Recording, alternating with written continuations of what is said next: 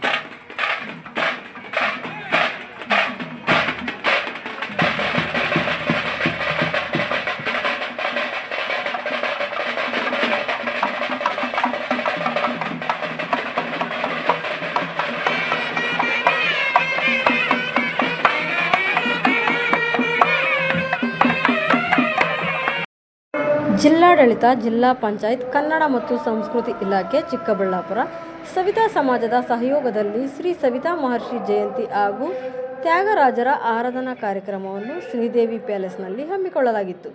ಈ ಕಾರ್ಯಕ್ರಮದಲ್ಲಿ ಉಪವಿಭಾಗಾಧಿಕಾರಿ ಶ್ರೀಯುತ ಅಶ್ವಿನ್, ನಗರಸಭೆ ಅಧ್ಯಕ್ಷ ಎ ಗಜೇಂದ್ರ, ಸದಸ್ಯರಾದ ಯತೀಶ್, ಅರುಣ್, ಕೆವಿ ಪಂಚಗಿರಿ ದತ್ತಿ ಸಂಸ್ಥೆಯ ಅಧ್ಯಕ್ಷರಾದ ಕೆವಿ ನವೀನ್ ಕಿರಣ್, ಸವಿತಾ ಸಮಾಜದ ಮುಖಂಡರಾದ ಜಿಲ್ಲಾಧ್ಯಕ್ಷರೂ ಆದಂತಹ ರಾಘವೇಂದ್ರ, ತಾಲೂಕು ಅಧ್ಯಕ್ಷರಾದ ನಟರಾಜ್, ಕನ್ನಡ ಮತ್ತು ಸಂಸ್ಕೃತಿ ಇಲಾಖೆಯ ಸಹಾಯಕ ನಿರ್ದೇಶಕರಾದ ರವಿಕುಮಾರ್ ಹಾಗೂ ಸಮುದಾಯದ ಎಲ್ಲ ಮುಖಂಡರು ಭಾಗವಹಿಸಿ ಕಾರ್ಯಕ್ರಮವನ್ನು ಯಶಸ್ವಿಗೊಳಿಸಿದರು.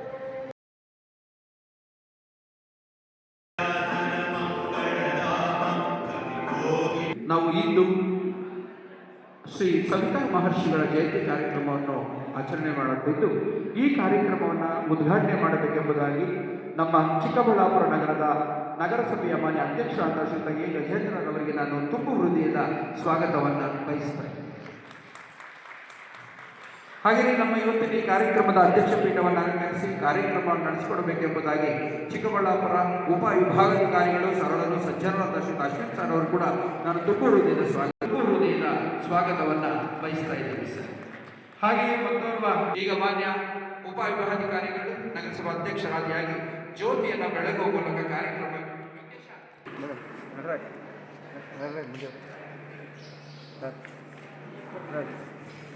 ತಮ್ಮೆಲ್ಲರ ಚಪ್ಪಾಳೆಯೊಂದಿಗೆ ಈ ಕಾರ್ಯಕ್ರಮವನ್ನು ಉದ್ಘಾಟನೆ ಮಾಡಿರುವಂತಹ ಮಾನ್ಯ ನಗರಸಭಾ ಅಧ್ಯಕ್ಷರು ಉಪವಿಭಾಗಾಧಿಕಾರಿಗಳಾಗಿ ಎಲ್ಲರಿಗೂ ಕೂಡ ನಾವು ಅನಂತ ಧನ್ಯವಾದಗಳನ್ನು ಅರ್ಪಿಸುತ್ತಿದ್ದೀವಿ ಸರ್.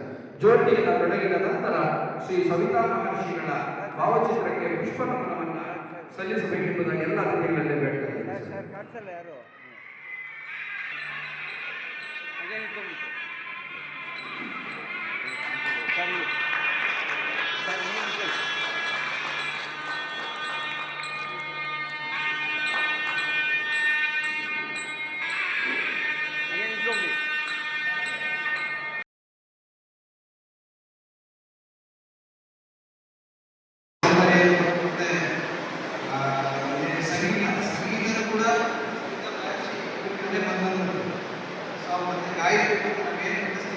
ಸಂಗೀತ ಕೂಡ ಅದು ಕೂಡ ಸವಿತಾ ಸಮಾಜ ಮತ್ತು ನಮ್ಮ ಬಾಬು ಬಗ್ಗೆ ಕೂಡ ಗಜೇಂದ್ರವನ್ನು ವಿವರಿಸಿದ್ರು.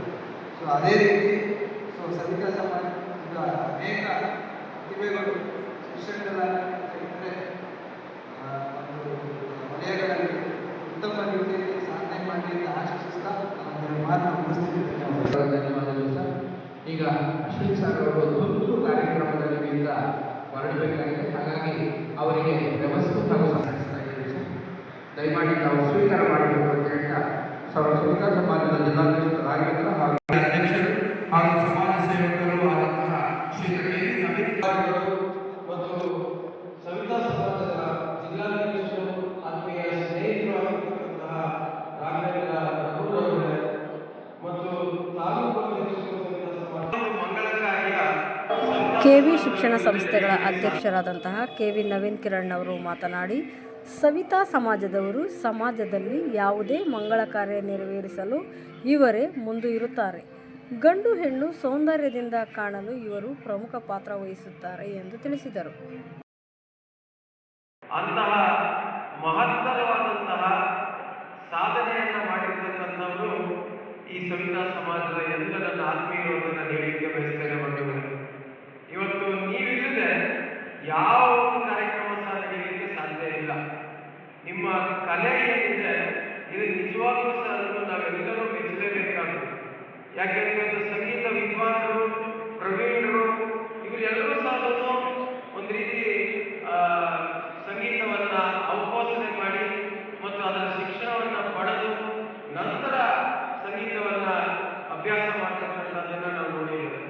ಆದರೆ ಈ ಸಮಾಜದಲ್ಲಿರ್ತಕ್ಕಂತಹ ಒಬ್ಬ ಸಾಮಾನ್ಯ ವ್ಯಕ್ತಿ ಸಹ ಸಂಗೀತದ ಬಗ್ಗೆ ಸಂಪೂರ್ಣ ಜ್ಞಾನವನ್ನು ಇಟ್ಕೊಂಡಿರ್ತಾನೆ.